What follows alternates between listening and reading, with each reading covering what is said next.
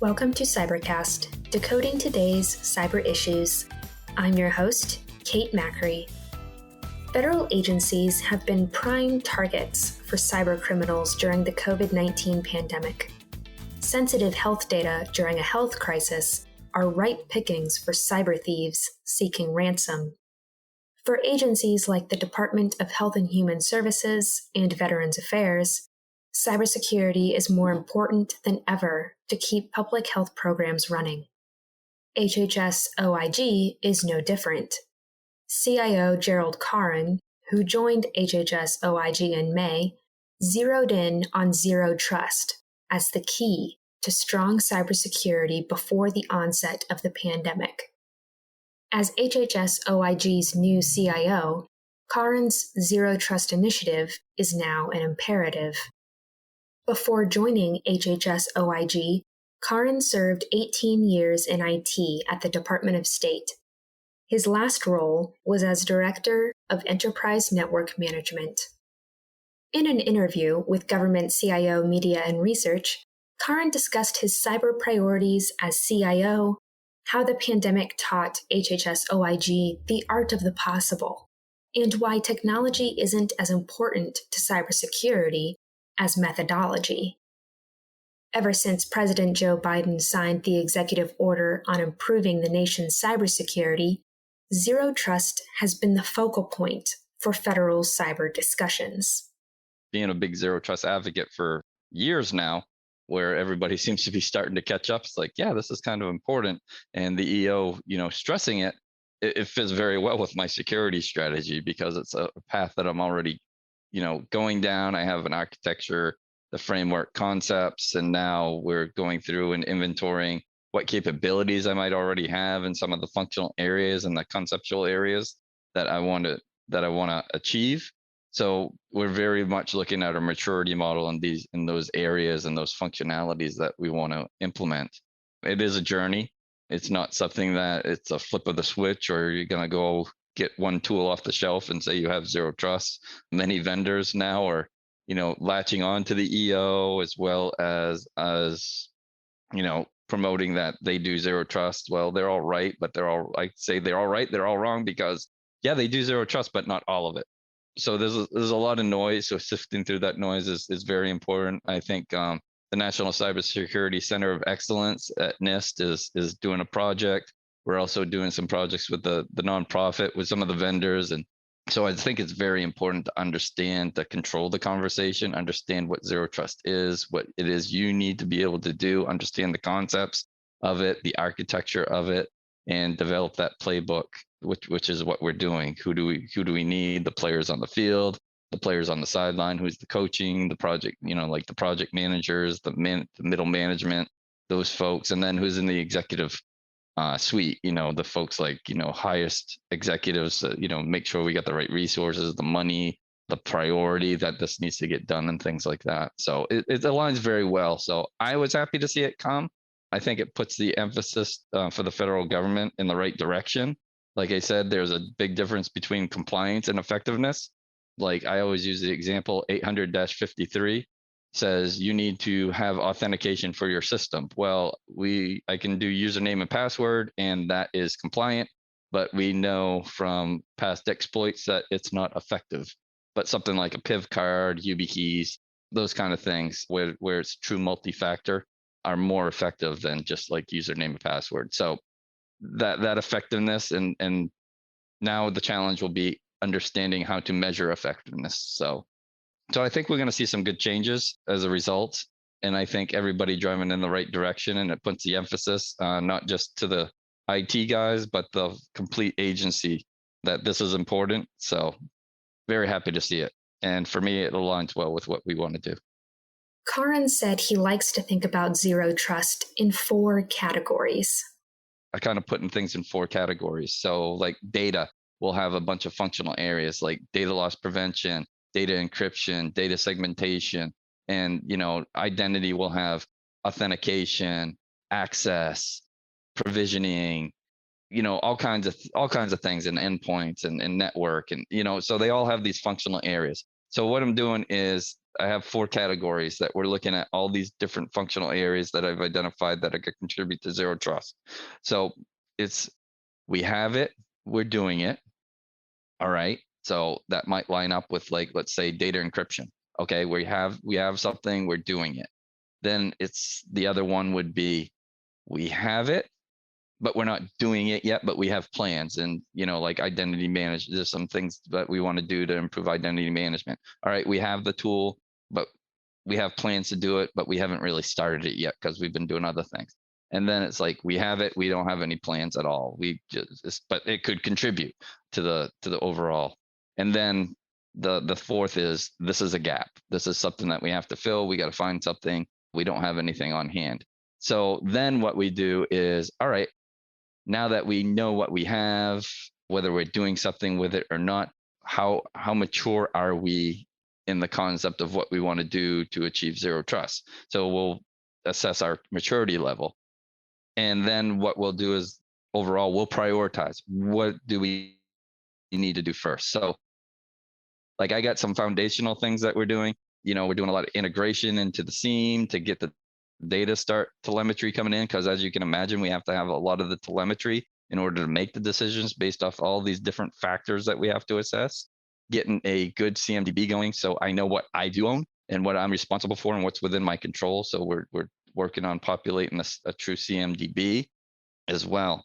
So that's kind of the approach we're taking right now. We're very much in the early stages because I'm new in my position. I officially started there in May. So been introducing this, getting a lot of the education going, which I still find is a challenge as I talk to others within the industry and different agencies, getting a good understanding of what the total landscape of zero trust, that it is an architecture, because this is an integration effort. Like I said, there's no one tool off the shelf. You're going to be integrating tools, so I kind of have it segmented, like, all right, network, here's all the functional areas. All right, now I can projectize within network, with the network guys. But then I'm going to have a program manager that's going to make sure that, the network guys are doing their thing, the identity guys are doing their thing. But, we're building bridges from two sides of the river. We got to make sure that everything works at the end of the day. So we'll have a program manager making sure all that's doing. But like I said, right now we're kind of doing that inventory and that maturity assessment so that we can really prioritize. We do have a few foundational things we're doing on the immediate, but then we'll start prioritizing the next steps. And it will be a roadmap. This is not a 1-year effort. This is a multi-year effort. Some of the things that we want to do are probably aspirational, but, we have goals to achieve that zero trust, and I'd rather be 10% towards zero trust than be zero. So that's kind of the philosophy I have in understanding that it is a program with multiple projects. It's not just one program or one tool that's going to solve it. Zero trust is about architectures and strategies, not specific products. For Caron, that means sifting through a multitude of vendors advertising themselves as one-stop shops for zero trust. There's no silver bullet for zero trust, just a growth mindset. There's no silver bullet. Nobody has that one tool you get off the shelf, COTS product that is going to come in, you implement it, you deploy it and turn the switch on. And I have zero trust. Zero trust is an architecture. So when I say that, it's like, I'm an inside out when I explain this. So I start with the data because that's what we're trying to protect at the end of the day.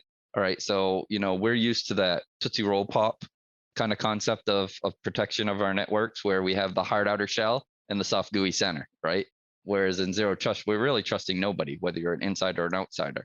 So you move in the controls and some of those protections closer to the data, because all data is not created equal. So understanding, all right, starting with, how is your data categorized? Is it categorized correctly? Where's my high data, my medium data, where's my low data? Where's that flowing? And then how is it being protected when it's in static or in motion? How we're encrypting it, how are we segmenting it? Are some concepts, the network segmentation, data segmentation. And then we move back. All right, what is facilitating access to the data? It's usually an application or browser based. All right, how are we putting protections around that application or what's facilitating access? And usually those things are on a device. Is it a fully managed device? Is it a bring your own device kind of concept? And then what types of users and how are those users authenticating? Are they using username and password? Are they using, so there's a lot of factors to take in before you allow. So like a cleared government employee versus a contractor, different level of risk. A fully managed laptop versus a BYOD device, different level of risk. Username and password, using a PIV card or a CAT card, different level of risk. All right, so those factors, now I'm going to determine what you can access. You're trying to access that high data. Well, you're using a BYOD device. You're coming from a network at the local coffee shop, or a raw internet Wi-Fi network that I can't see or manage. But you are a clear government employee, so yeah, all right. I trust you, but you're using username and password, which is kind of weak. I'm probably not going to let you get to the medical data, but maybe you can get to the cafeteria schedule so you can find out when, they're serving turkey on what day, but you're not going to get any further than that. But it all comes down to protecting the data at the end of the day. When HHS OIG shifted to remote work last year, they had to accelerate risk assessments in order to launch cloud applications.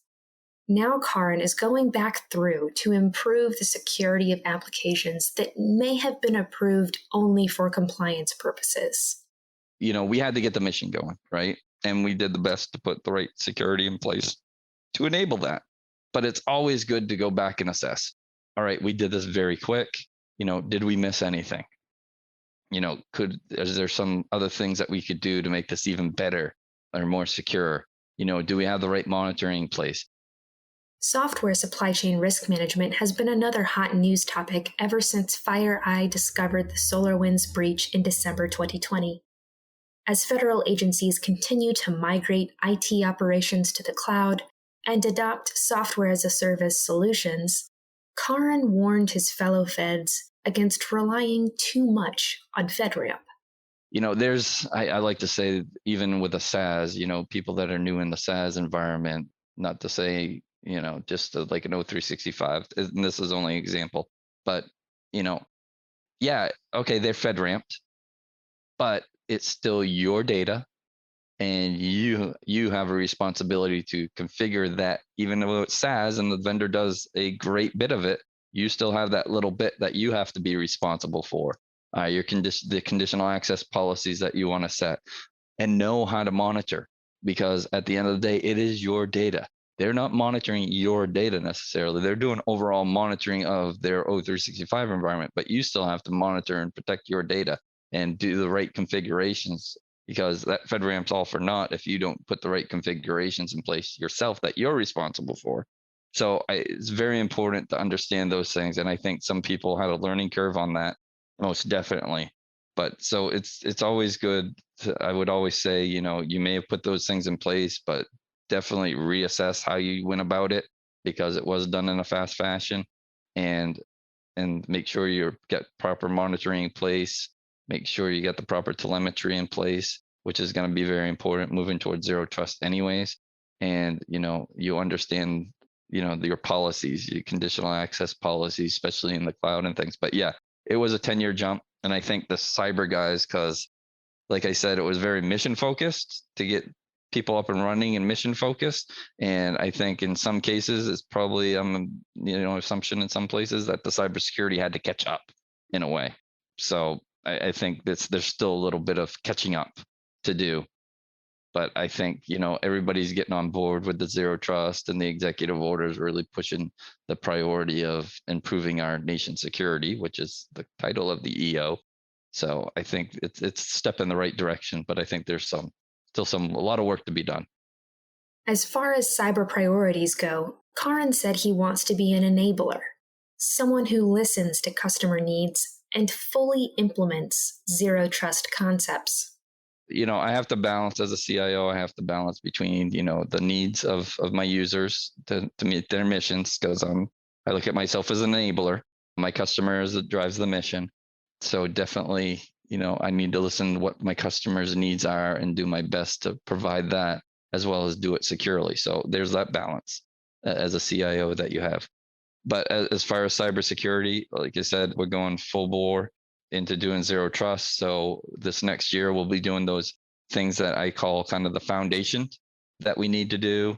There's some things in identity management, as I said, the integration to SIEM, so we can have that telemetry to make decisions off. creating that CMDB. That probably be the bulk of the work that I'm anticipating that we'll be doing this fiscal year. And then, like I said, we're doing that inventory and we'll do that prioritization and draw that multi-year roadmap to get to the ultimate nirvana of a complete zero trust. So we'll have already slated out, once these things are done, all right, these are the next things we're picking up. And that will go in, probably into multiple years, not just 2, maybe 3, possibly. But we'll be incrementally getting our way to that zero trust. And like I said, if I'm 10% there, that's better than 0%.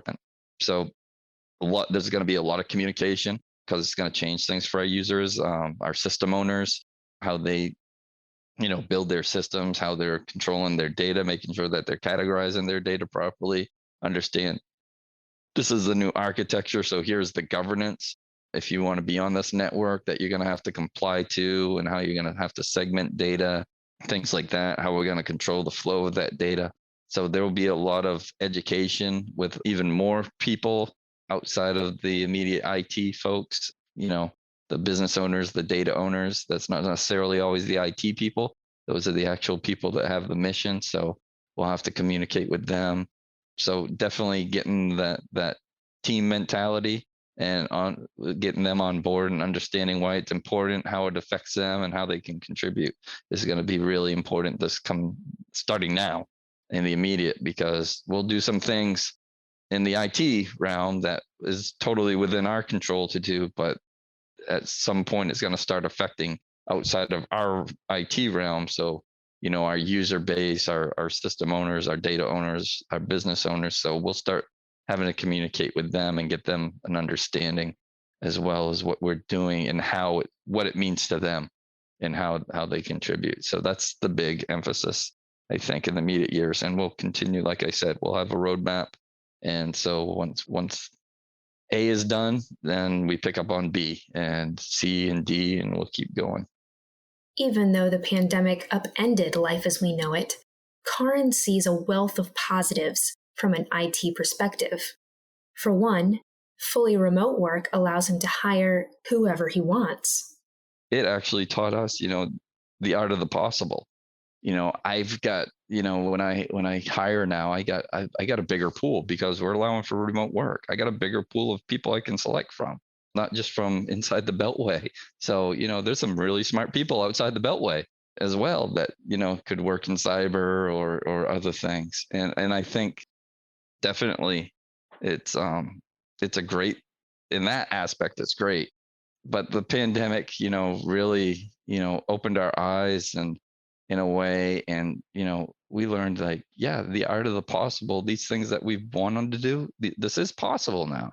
There's the one concept is, with all the remote work is, we have one of the things I that frustrates me, or not frustrates is not the proper term, but one of the things is I don't like the idea of Kate is working from home, and in order to access or go to the SaaS cloud, Kate has to get on her managed laptop and create a VPN that comes back to an on-premise center, just back out to the cloud, where when Kate already has a perfectly good internet connection.